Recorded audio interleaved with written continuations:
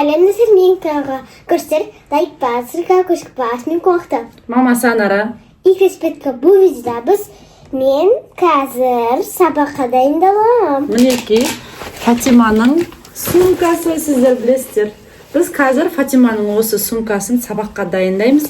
Ішіне кітаптарын, дәптерлерін, бәрін қаптап, дәптерлерінің сыртын толтырып, пеналының бәріне салып, жейтін тамақтарын полный салып, бәрін дұрыстайтын боламыз. Менің сабақтарым.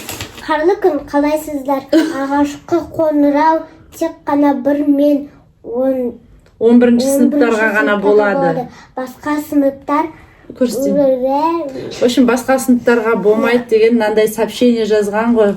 Соны, в общем, Фатима оқып беріп жатыр. Бізге 2 сентябрьде сабақ. Матем 1 дәптер керек. Матем 1 дәптер оқулығы, қазақ тіл 1 дәптер оқулығы, орыс тіл 1 дәптер оқулығы, әдебиет оқулығы. Сабақ 11:35-те бітеді, 8-де басталады депті. 4 урок болады. 4 сабақ болады. Біздің қақол қалай болады екен? Биыл 2 класс шала қазақ. Құдай бұйыртса қазақшасын қайтадан қолға алып, 2 сыныпты 5-ке бітіреміз деген ойдамыз, иә? Ja, конечно. Я просто читала кое-что. В общем, міне біздің қаптарымыз, мынау кітап қап, мынау дәптер қап. Қазір осылардың бәрін жаңағы айтқан 4 дәнді қаптаймыз. Давай дәптерлерді толтырайық. В общем, сіздерге қызықты болады деген ойдамыз. 1 сентябрь оқымаймыз. 2 сентябрь бүгіні сабаққа сразу баратын болды бұлар. Получается, біздің кезіміздегідей алғашқы қоңырау деген болмайды бұларда. Қазір сөйтіп қоңырауымыз жоқ болып кететін жер бір күн үші. Не істейміз? Бастаймыз ба? Ja. Давайте бастайық. Давайте, кеттік. Мінеки сумкасы, мынау дышы сумкасы деп шештік бұны. Мына жерде Фатиманың ланчбоксы, мынау апаратын, салфеткасы апаратын тамақтары, тук алдық, сникерс алдық, в общем, қаптары, мінеки мынау нелері, дәптерлерді қазір толтырамыз, мынау оқулықтары. Біз Фатиманың оқулықтарынан да контейнерге салып қойдық. Өйткені Мұстафа менің нақтан цифрлық сауаттылықты алып, лақтырып тастады, еще менің бетімне былай ұрып тастады. Енді ұрып тастаған айтпа қойсаң болмай ма? В общем, мынаны жауып бүйтіп қоямыз да, сонда Мұстафа оны ашу миына да келмейді деп ойлап. Мен ойлаймын, русский языкта менде тек қана бес болады. Русский басқа деші. Русский языктан қиналады деп ойламаймын бұл тәтемді енді. Бірақ Алматының кез келген баласы русский языктан қиналмайтын сияқты, себебі есіктің алдында барлық балалар орыс тілінде сөйлеседі. Сендер де, иә? Мои подруги все орыстары. Сондай, в общем. Қазір бізде сағат кешкі 7 болып жатыр. Өздеріңіз көргендей, біз сумкамызды бәрін дайындап қояйық деп жатырмыз. Давайте бірінші дәптер қапташайық. Да. Мен толтырамыз. Осыған қарап толтырамыз.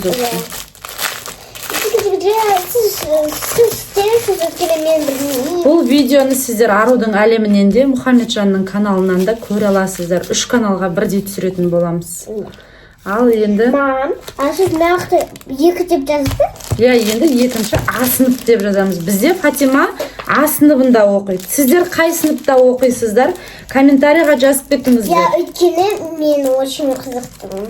Мысалы 5-ші Г сынып, 6-ші Е сынып деген сияқты жазыңыздар. Біз міндетті түрде оқитын боламыз. Вдруг сіздер біздің сабақ, или вдруг сіздер біздің школада боласыз, бірақ басқа класста.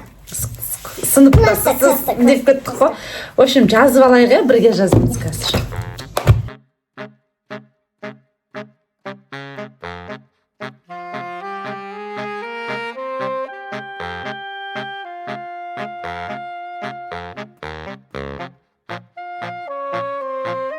Өзіне қаптауды алдында үйреткен болатынмын. Қазір есінде екен, Фатима?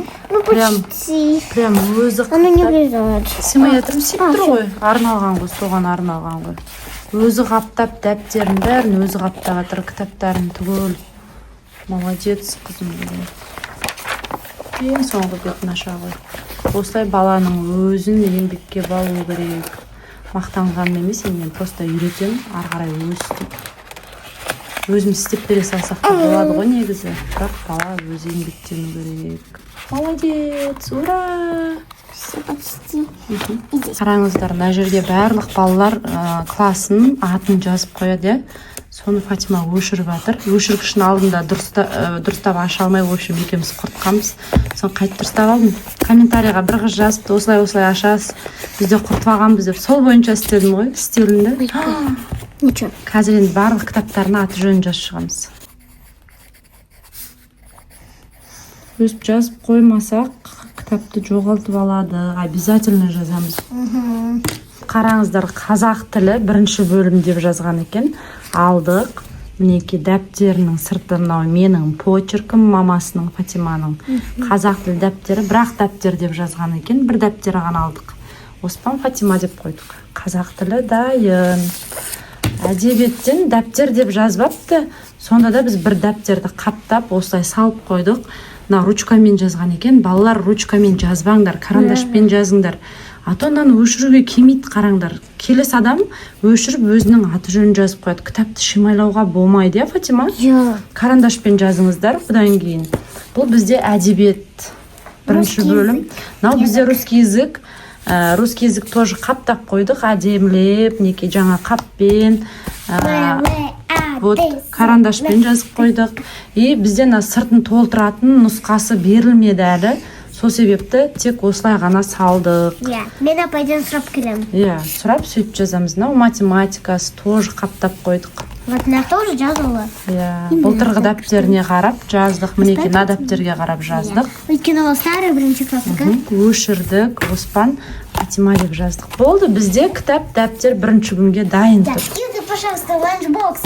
Ойбой, бірінші ланчбокс. Давай, сумкаға салайық та.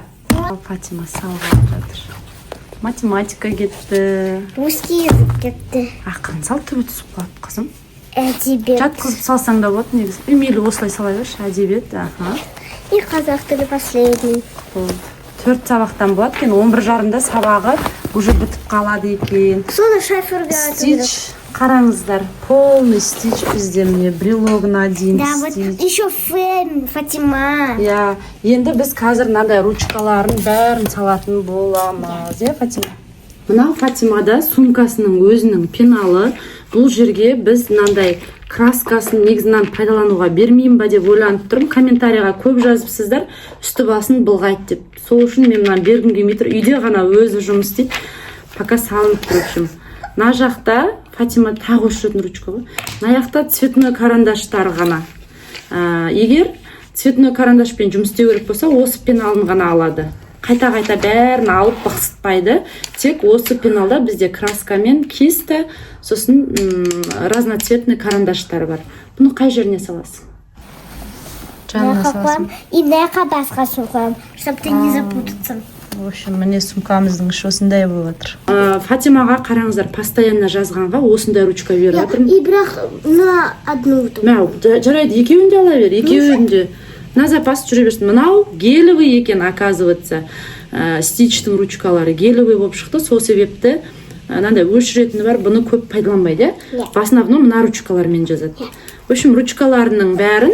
Потому что мынаумен күшті жазады, а так нельзя. Ручкаларының бәрін біз мына пеналына саламыз. Бұл жерде бізде мынандай разноцветный фломастерлері бар. Тоже стичтің бәрін сіздер көрдіңіздер біздің Back to School видеомыздан, Осыларға қосып сала бересің бәрі ручкаларыңды. Міне алу оп-оңай болады, қара. Потому что көрініп тұрады көкпен боп. Жазатын ручкасы, в основном осы темно-синий көкпен жазады. Болды. На ручканы алып алғансың, осында үшеу алып алғансың. Я не знала, что за такую еще. Болды. Мынаны алып алған ғой еще. 4 ручка алып алған. Мен мынаны қаяғына саласың? Мыналды екінші жағына салып жатыр енді. Получается осындай. Сумкасының алдыңғы қалтасына қайшысын. Енді постоянно пайдаланбайды ғой қайшыны. Мынандай бірнеше түстік ручка бар, соны да салсын, жарайды, розовый түс. Мынандай үштағыш. сосын мына өшіргішін жасап клей өшіргішін жасап алғаныма қатты қуанып жүрмін ғой. Сызғыш осындай керек заттарын сумкасының осы алғашқы бетіне салып осы жерден өзі алып алады. В общем, ана жақта ручкалары, пеналда карандаштары бәрі мына екі пеналында болады. Үлкен пенал алып бергім келген жоқ, себебі бұл шатасады екен Фатимашы. Қаяқтан іздеймін деп уақыты кетіп қалады екен. Сол себепті осылай екі түрлі пенал жасап. Мен ең соңғы боламын. Иә, так что соңғы болып қалады. Енді давай ана өшіргішіңді салмаппыз ғой. Точно. Өшіргішіңді сал, баса бермей яндағы өшіргішті, сынып қалады екен. Иә, болды, сонысымен өшіре бересің. Все. Өшіргіш кетті. Блокнотыңды да осы жаққа салмайсың ба? Или артына саласың ба сумканы? Осындай блокноты бар, оны да көрдіңіздер бәрін. Иә. Мынандай екі салфетка алып бердім Фатимаға. Мынау влажный салфетка, мынау обычный. Туалетке барғанда керек болады мына салфетка обязательно. Кімнен сұрап жүреді қағаз? Ал мына салфетка қол ручкамен былғанып қалса, енді өзі біледі ғой, өзі пайдаланады. В общем, осы екі салфетканы саламыз. Салфетканы мынандай сумкасының артқы қалтасына күшті сияды екен. Как раз екен. Осылай артқы қалтасына салды. Нәміру қалтасы бос болып тұр. Қазір бұл жерге ланчбокс соған деп ұстап отыр екен, оказывается. Бізде мінеке мынандай ланчбоксы бар. Нақты ложка өйткені друг йогуртыны береді. Иә, мектепте йогурт беріп қалуы мүмкін ғой. Пышағы болатын, мен пышағын алып тастадым. Иә, өйткені апасыны. Мінеке біздікі былай ашылады. Ішінде осындай екі бөліктен тұрады. Іші бананның жартысын ұшын кесіп осылайынан салдым. Сникерсі, тук печеньесі осылай кішігірім қылып салдық. Сіздерге Фатиманың видеосы ұнап жатыр деген ойдамыз. Фатима екеуміз бар өнерімізді салып түсіріп жатырмыз ғой енді, иә Фатима? Так что сіздер лайкпен қолдап отырыңыздар. Егер жақсы көретін достарыңыз болса, әлі мектепке біз ұқсап дайындалмаған достарыңыз болса, сонымен бөлісіп қойыңыздар. Бағанан бері сақтап отырған жер осы жер екен ғой. Сияды ғой. Бутылкасы да бар, негізі су, бірақ қызым бүгін бірінші күні сок апарайыншы дегеннен кейін сок алып берді. Негізі су апарады постоянно, Фатима. Потому что у нас в школе дают еще и сок. Сол үшін бірінші рет, ладно, сок апарамыз, келесте, бірақ су апарамыз. Школьницы и школьницалар тоже апарат. Ладно. Қараңыздар, қандай әдемі болып шықты. Мен өзім мектепке барғым келіп кетті, мына сумканы көріп ше. Әдемі болды. Алдын бәрін толтырып қойдық. Вот, енді бізде істелмеген бір нәрсе қалыпты, оказывается. Мына нәрсе қалыпты ғой. Негізі енді тамақ алып жетті деп ойламаймын Фатиманы, потому что бәрін. Альхамдулилля. Рахмет. Потому что бүткіл тамағын мен салып бердім. Копилкасына. На всякий случай ақша салып алам дейді. Давайте. Санап салса бірінші, жетпей қалса. Мінеке 400 теңге шықты, мына жерде 20 теңгеліктен 20 штук. 400 теңге ғой, е? Сала қой ал кошелегіне.